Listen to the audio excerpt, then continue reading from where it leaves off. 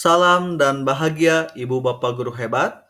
Video ini dibuat untuk memenuhi tugas modul 1.2, nilai dan peran guru penggerak. Mari kita mengenal nilai guru penggerak. Yang pertama, berpihak pada murid. Kedua, kolaboratif. Ketiga, mandiri. Keempat, reflektif. Kelima, inovatif. Selain nilai, guru penggerak juga memiliki peran. Yang pertama, sebagai pemimpin pembelajaran. Kedua, pendorong kolaboratif. Ketiga, coach bagi guru lain. Keempat, mewujudkan kepemimpinan murid. Terakhir, penggerak komunitas praktisi. Jika saya sudah lulus dan menjalani peran sebagai guru penggerak selama 3 tahun, maka saya akan berpihak pada murid dengan cara yang pertama, mengutamakan kepentingan murid. Saya akan memberi kebebasan murid untuk berpendapat, berdiskusi di kelas, menyesuaikan pembelajaran dengan karakteristik murid. Kemudian yang kedua, menjadi fasilitator. Saya akan membimbing dan menuntun murid, bukan menjadi senter pembelajaran, tapi memfasilitasi pembelajaran agar murid yang lebih aktif di kelas. Kegiatan yang sudah dan akan dilakukan secara berkelanjutan.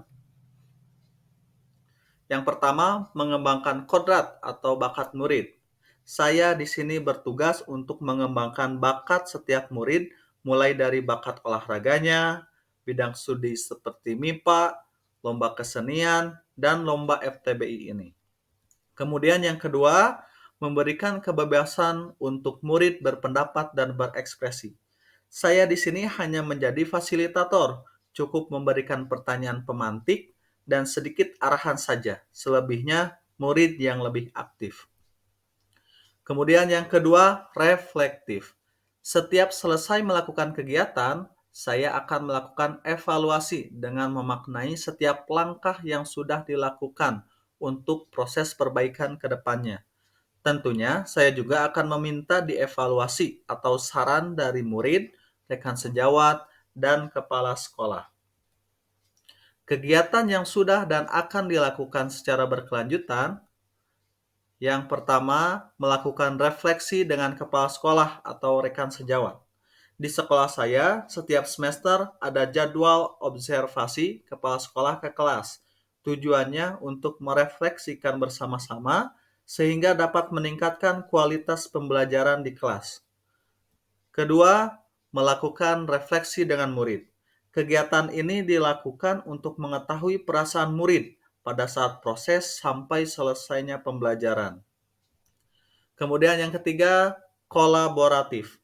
Saya akan membangun relasi dan komunikasi yang baik dengan murid, orang tua murid, rekan sejawat, kepala sekolah, dan komunitas praktisi sekitar. Hal tersebut dapat terwujud apabila saya meningkatkan keterampilan sosial. Kegiatan yang sudah dan akan dilakukan secara berkelanjutan. Yang pertama, berkolaborasi dengan orang tua murid.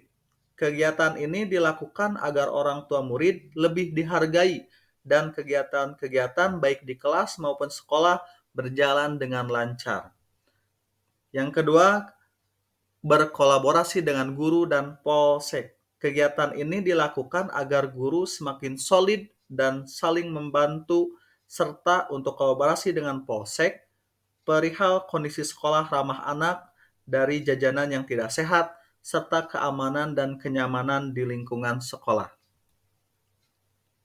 Keempat, mandiri. Saya akan menjadi guru yang penuh tanggung jawab, berani, dan percaya diri. Saya akan memanfaatkan waktu luang untuk mengupgrade kemampuan saya dengan mengikuti pelatihan, seminar, dan webinar. Kegiatan yang sudah dan akan dilakukan secara berkelanjutan. Yang pertama, melakukan berbagai pelatihan atau seminar. Kegiatan ini dilakukan agar saya dapat mengupgrade kemampuan untuk menunjang merdeka belajar dan membangun ekosistem sekolah yang berpihak pada murid. Kemudian yang kedua, mengadakan lomba di kelas. Kegiatan ini dilakukan agar suasana kelas lebih menyenangkan, murid lebih termotivasi agar berlomba-lomba dalam kebaikan. Terakhir, inovatif. Saya akan berusaha menyajikan pembelajaran yang baru sesuai dengan kodrat zaman, sehingga murid lebih tertarik dan menyenangkan mereka.